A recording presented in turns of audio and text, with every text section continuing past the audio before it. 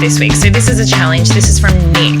Nick has said, I've been asked for some wine recommendations for work drinks. Yesterday they served Squealing Pig, Sauv Blanc, Tintara, Cab Sav, and a random rosé. I'm sure you could make better choices for a similar budget. Must be available in Dan's. So I've put that to Meg. It was hard to get wines that weren't Pinnacle wines. Yeah. Because we set a price of around the $15 mark. That's a good point. So I spoke to Mel and I said $15 and Mel said, maybe under. And then she came back and said, no, let's do it around 15. So they're between sort of $13 and I think $16.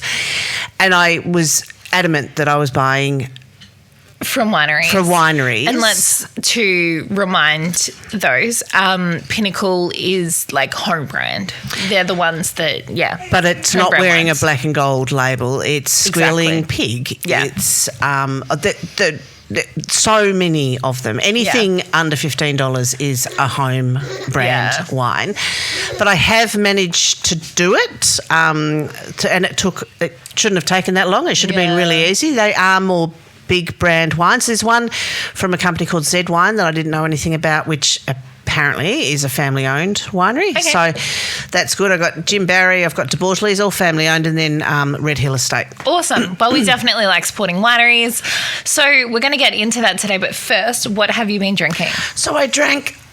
Excuse me. I was just telling Mel I'm doing a women in wine dinner, Victorian women in wine dinner with Estelle, part of the Picket group.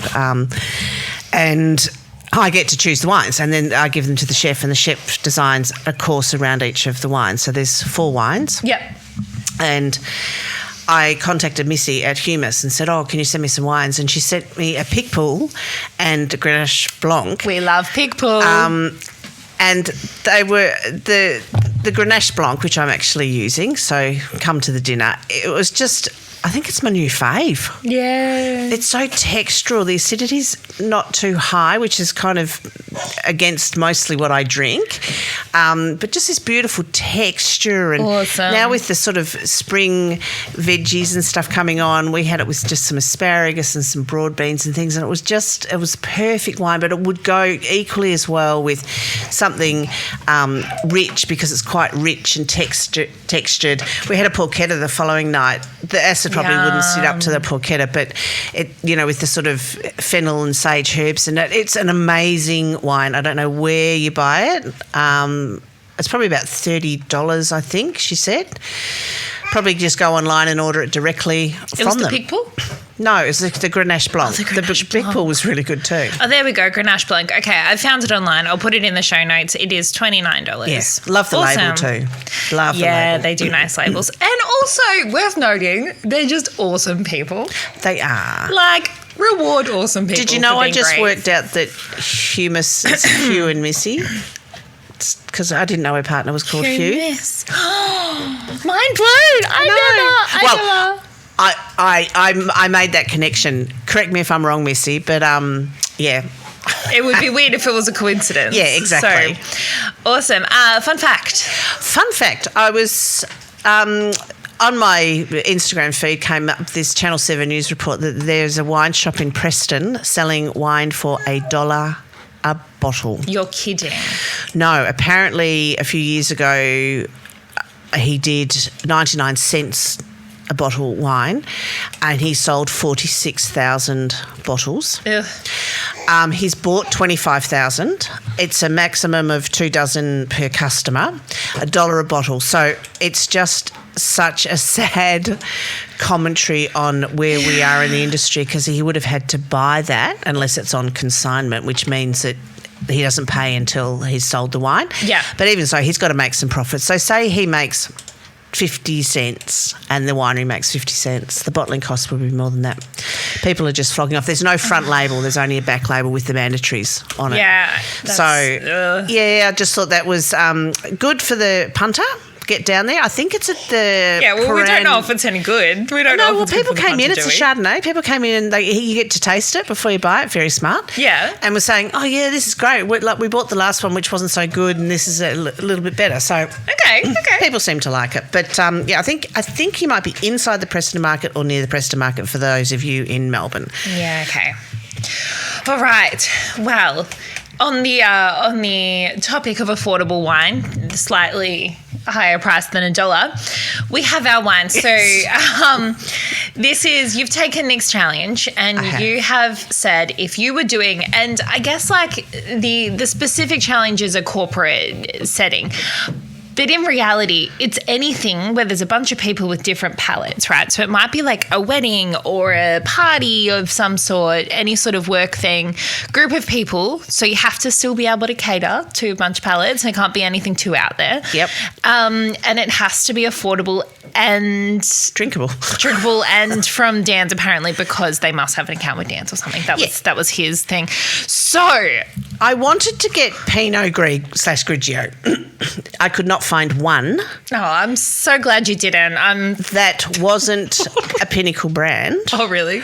Or was lower in alcohol. And I only wanted to buy Australian. Yeah, so I was determined I need to buy Australian because this is where people are suffering, particularly in this price point. Yep. So there was some Italian Pinot Grigios and there was some of the Gießen, New Zealand lighter styles. There was Y series, the Yalumba. Yep. But I didn't. So I thought, since it's work drinks, excuse my throat today, I got a sparkling wine. So this is Red Hill Estate. This was $14 on a member offer. It doesn't have any appellation, what am I saying? Any GI on it. But I mean, Red Hill is in Mornington, so it's trading on its name. It's from Chardonnay and Pinot Noir. It would be definitely Charmat method, so it's re-fermented in tank.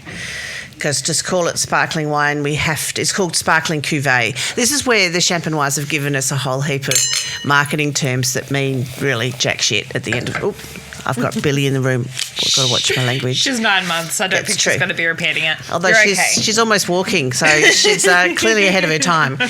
So, yeah, Red Hill Estate Sparkling Cuvee, $14.20, $16.20 on normal price. So do you think, when you see this, right, and you know that Red Hill is a Mornington winery, do you think that they've bought in all grapes and they're only using grapes from a different region, or do you think they're still using mostly their grapes, so they've just bought in some to bulk it out, or is there a generalisation we can make about wines like this? One of two options. I don't think they'd probably be making it. I think they'd be buying sparkling base on the bulk market, or secondly, they might be buying clear skins and throwing their label and hood on it.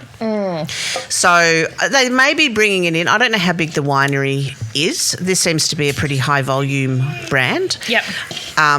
So if they bring it in, you'd have the cost of the grapes, you'd have transport costing, then winemaking costs on top of that. It would probably be cheaper for them just to buy the sparkling base. But it is Chardonnay and Pinot. It's quite dark in colour. Yep. A fairly big bubble by the looks of it.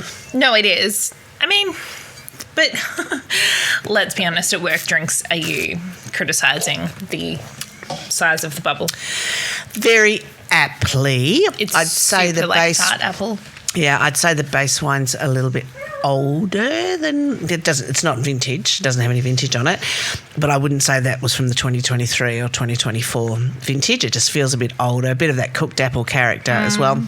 But actually perfectly drinkable. So drinkable. Yeah. I would really happily It's probably drink not cold enough, so I imagine the bubble would stay in it more if it was colder. I got stuck in traffic this morning, so the wine heated up a little bit. It's just crazy school traffic on this street. Yeah, school traffic it is. It's crazy. I quite enjoy that. I like that. Oh, God, I'm going to. At this price point, often residual sugar is a little higher. Yep. I like that that's not the case at all. It's really fresh. Really fresh. If you've got a bottle of Aperol hanging around, you could make them an Aperol spritz. It's very versatile. You could make a little champagne cocktail, with the sugar thing in the bottom with the bitters on it. But that is very drinkable. And for $14.20, an absolute bargain. And supporting nice aperitif.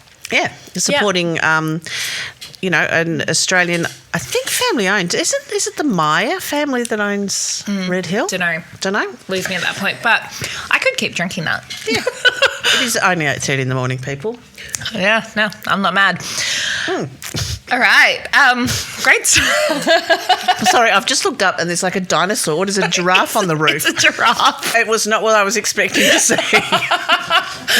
Mum life. Yep. So the next one I've got is a Jim Barry Watervale Riesling. This was $14.95. Okay. Now, as I said, I thought Pinot Grigio would be more of a party friend to people.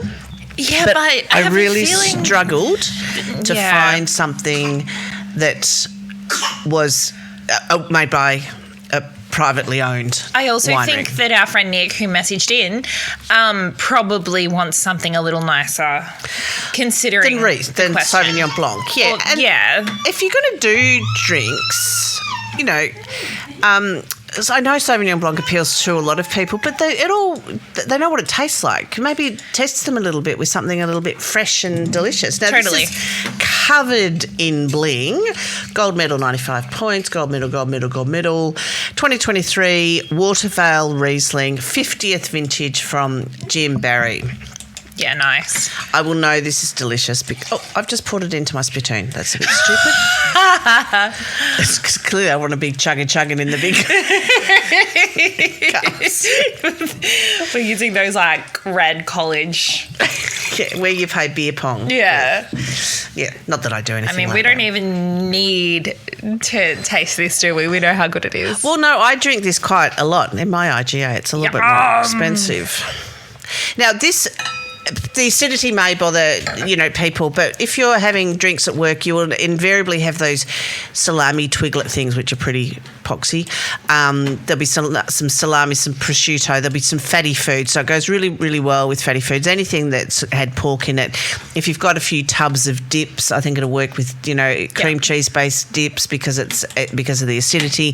The aptly green flavours, very mineral. But on the scale of Riesling, this is still approachable, I think. This is still has broad appeal and it's so good.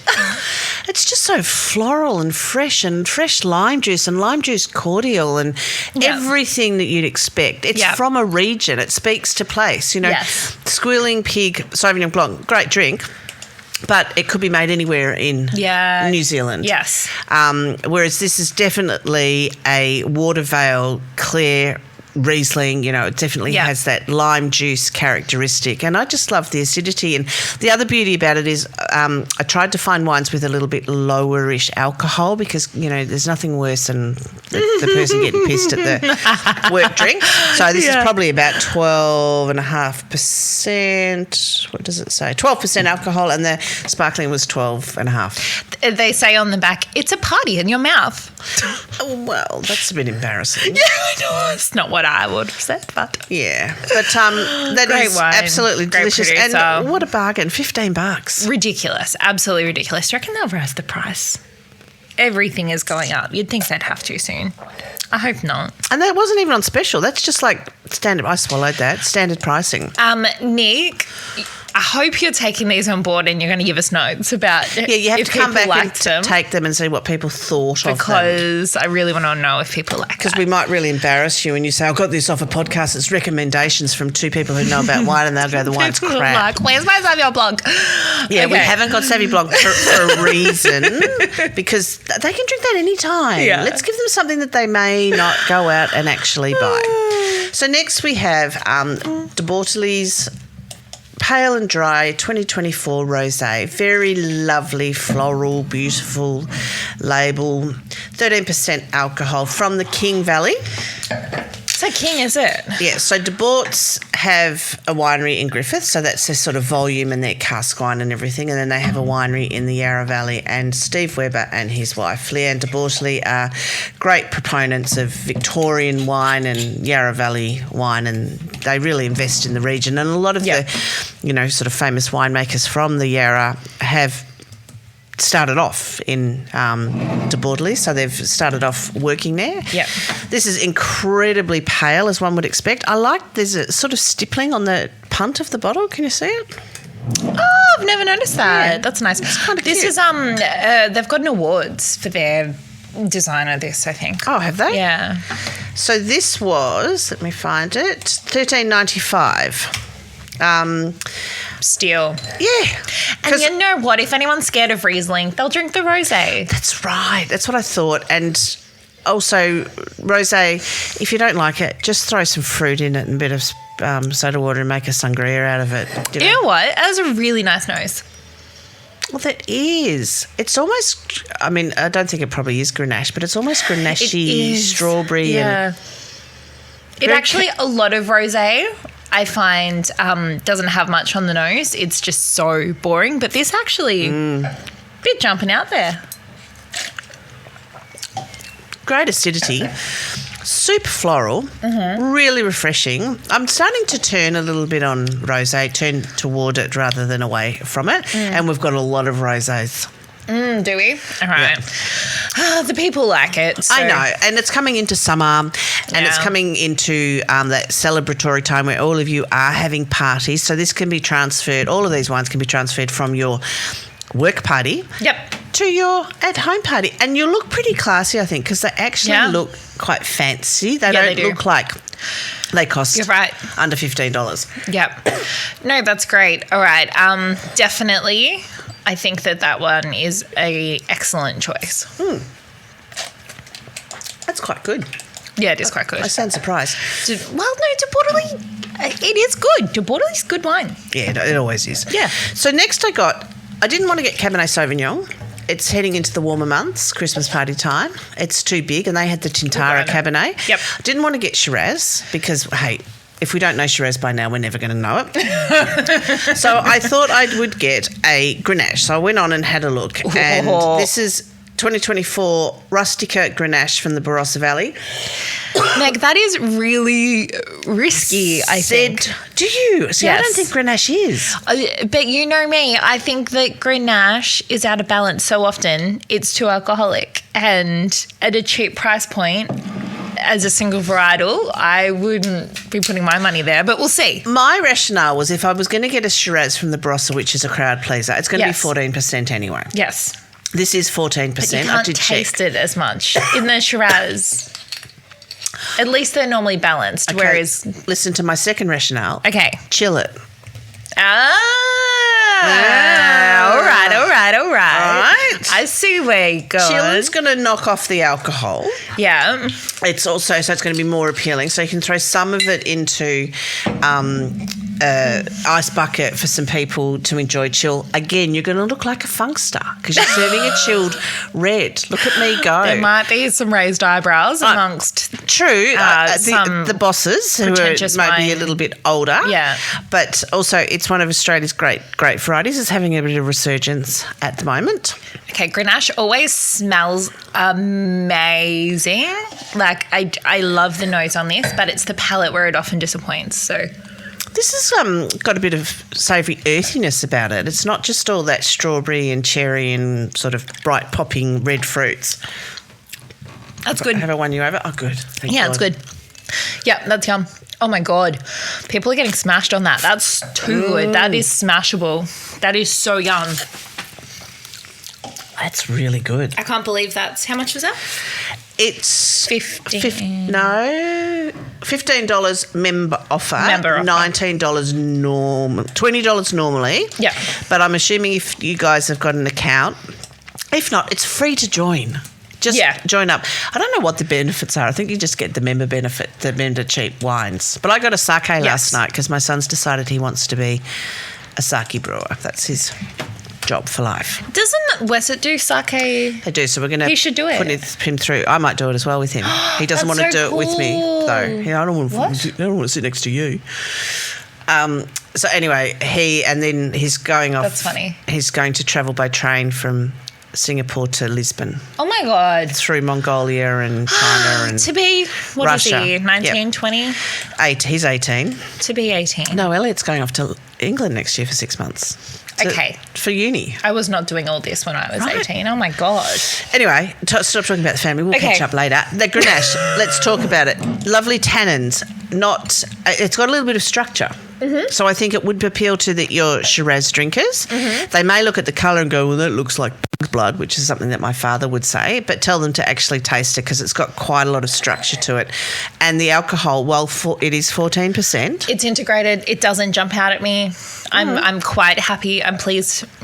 And I also find that I can find Grenache a bit disjointed. I can find the palate to, I don't know, like drop off really quickly. But this has such a nice finish. Oh, and this is the other thing about this place, Z Wine. It's two sisters. Cool. Okay, we love that. That I think they might have inherited, their parents were growers or something. All right. And then they decided, and it's the only sister team that one's a viticulturist and one's the winemaker. I'm mad. Yeah. Yeah. So go out and support them for $15. Member offer. That is and chilled. It's good. Yeah, that would be unreal chilled. So we've got every base covered here. Yeah.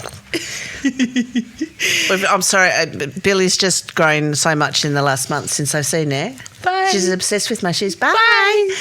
Have a good she's sleep. sitting up and she's nearly crawling and she's about to teeth, but she's just so beautiful. I'm just a bit distracted, sorry. That's a really good choice. That's a really good one. You know, I thought you were crazy.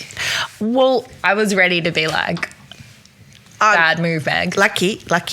But yeah, I wanted to get stuff that's not your standard. I wonder if the people listening are like, the audacity of Mel. She always goes up against this master of wine. I know. She's got balls. She has got balls. But I almost looked at cask wine, but then I thought, that would look a bit tacky. It would just look tacky. In an office. Yeah, it would. Even though we know that, like, from a perspective of the actual packaging, it's really good. It has integrity, it's quality. But yeah, Well, that Grenache, they're all good. And seriously, I would happily, if I was having a Christmas party this year, I would happily serve any of those. Me too. You know, quite proudly, and everyone would think. What would you drink though? Well, the Riesling and the sparkles, Riesling and but I'd put sparkling, something in the sparkles. Yeah. Would you? What do you mean you'd put something in it? Aperol? Yeah, I might make an Aperol out of it. But I could drink it on its own I'd have as it well. on its own happily. Yeah. It's good. Great choices. All right, Nick. Well, hope that helps, and please get back to us. We want to know if Meg's actually. And the other thing, people, when you are having office drinks, let us know what people are drinking. Yeah. Like I know Tess Dolan, Rob Dolan's daughter at Woods Bagot, where she works, which is an architecture firm. They drink Rob Dolan wine clearly because she gets very good rates on it, but. Yeah, I mean, what are people drinking? And I think that is our challenge to you out there if you are organising stuff like this, especially if a business is paying for it. Try and go through privately owned wineries. Make sure that the wine that you are buying is a privately owned winery. I just think particularly now, the Pinnacle wines are all really, really good, don't get me wrong. But I just think at the moment with, we just saw that Fox Creek has gone into receivership. Yep. I just think it's important to try and support these, even established brands like Jim Barry and possibly Red Hill Estate. Everyone's doing it. They are really doing it tough at the moment. Yeah, absolutely. All right. But they're still making great wine. Yeah, it's crazy. Look, to finish it off, we just have some stuff that have been written in that I thought I'd just bring up. So one is, thank you, Deb has sent in. One of the episodes I said, let us know what wine bars you're loving and we'll do shout outs. So we have a shout out. So Deb has sent us a wine bar in Sydney that said they have amazing wine by the glass suggestions. They showcase a different winery each month with wine flats. That's cool. They do mystery flats. Love that. And it's Levantine Hill at the moment. So it is called Flight Path Wine Bar in Sydney. So that definitely sounds... Is it in the flight path? Is it very noisy? You're sitting under all the planes going in and out of Mascot? I don't know. But no, that sounds worth trying. If you're in Sydney, that is a great recommendation. Thank you, Deb. Kate has sent us a message. Long-time listeners, first-time commenters. Isn't that nice? Oh, sweet. So they were thinking about our GSM episode and they love Australian blends. It's wild to them that Mount Mary is a top 3 wine in Australia with its quintet, but still everyone turns their noses up at Australian blends. They want to hear more about us, about Australian blends. And they have been embracing the motto of if you don't know it, try it. That's awesome. Thank you, Kate. That's nice for the message. Well, that's a good episode to do. Maybe we'll do some more on blends. We did specifically GSM, but we can do more on blends. We have the white blends we're going to do. They're still in my fridge. Oh, okay, cool. Yeah. Right, Kate, we'll do that. And Max has a question. So thank you, first-time messenger as well. Thanks for joining us, Max, on the pod. He listened to the Cab Franc episode. He's keen to try some more. Found one. It was really good, but it was high alcohol. Oh. So, but it wasn't actually, it tasted like it was high alcohol. However, it wasn't actually percentage-wise high ABV. So he was saying, overwhelming alcohol burn. We are curious about what causes wine to taste like alcohol, even if it's lower in alcohol. Is it a fault or something to do with flavours and balance? It's balance and lack of fruit supporting the flavours. So sometimes what happens when grapes accumulate sugar, so they might get to 13.5%. They're doing it quickly and they aren't accumulating the right number of flavours. So when they ferment that out, you've got maybe a 13% alcohol wine, which is pretty standard, but there's not enough fruit to support the alcohol, so it sits on top of it. And usually my first indicator for that is you can smell the alcohol. Yeah. So I often write down in tasting notes hot nose, which means to me high alcohol. It smells hot. You can smell the alcohol coming off the wine. Yeah. And it is just about balance. It's not getting enough fruit, flavour, and aroma compounds to support the amount of alcohol. In those instances, if it were me, I would start off doing a wild ferment because they produce less alcohol for more sugar. Really? Okay. And then That's interesting. Possibly leave it with a tiny amount of residual sugar in there, but add a little bit more acid to balance out the sugar, just so you're not getting the alcohol. But it really comes down to picking time and not having optimally ripe fruit, which we know everyone puts on the back of their labels. Optimally ripe fruit, they love it. We pick it at the perfect time. Yes, we pick this at the not perfect time, like no one's ever going to say that. Optimal. So, all right. Well, that's a good response. Hope that helps. And that's all we have for this week. Next week, what are we doing, Meg? Celebrity wines, and I've got one I'm so excited about. It's so true. I think we might have done some before, but we probably have new ones this time. Well, no, we did. Who was your footy dude from the Hawthorn? Dill Buckley. Oh, no. Richie Vanderberg. Yeah, with he does the pulls the plastic bottles and everything out. So we've done his wine, and I think have we done? Oh no! Do you know what? Maybe we've just done Ricardo, and we've done Brad Pitt's one in a different episode. I've got Brad Pitt's wine again because we did it. But it wasn't celebrity wines. It was for a different episode. Possibly Rosé.